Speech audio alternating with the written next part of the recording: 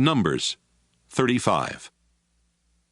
While the people of Israel were still camped in the lowlands of Moab across the Jordan River from Jericho, the Lord told Moses to say to them, "When you receive your tribal lands, you must give towns and pastures to the Levi tribe. That way the Levites will have towns to live in and pastures for their animals. The pasture around each of these towns must be in the shape of a square, with the town itself in the center. The pasture is to measure 3,000 feet on each side, with 1,500 feet of land outside each of the town walls. This will be the Levites' pasture land. 6 of the towns you give them will be safe towns, where a person who has accidentally killed someone can run for protection. But you will also give the Levites 42 other towns, so they will have a total of 48 towns with their surrounding pastures. Since the towns for the Levites must come from Israel's own tribal lands, the larger tribes will give more towns than the smaller ones."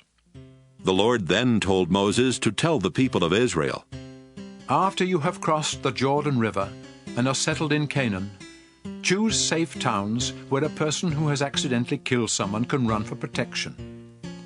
If the victim's relatives think it was murder, they might try to take revenge. Anyone accused of murder can run to one of these safe towns for protection and not be killed before a trial is held. There are to be 6 of these safe towns, 3 on each side of the Jordan River.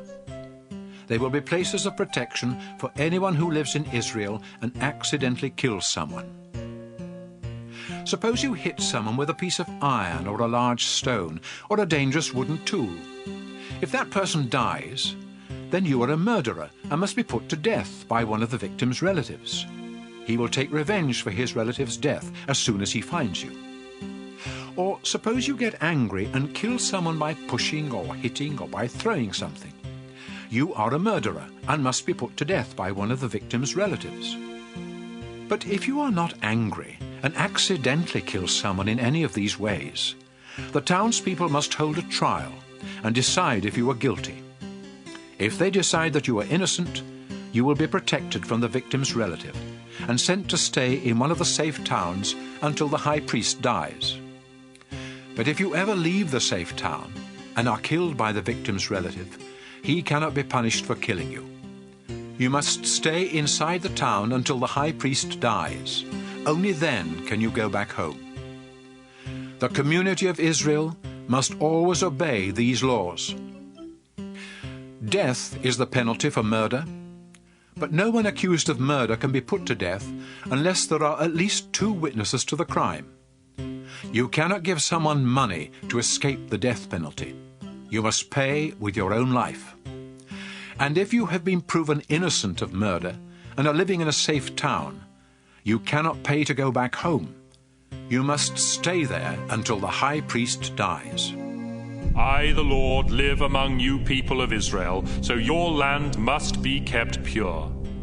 But when a murder takes place, blood pollutes the land and it becomes unclean. If that happens, the murderer must be put to death, so the land will be clean again. Keep murder out of Israel.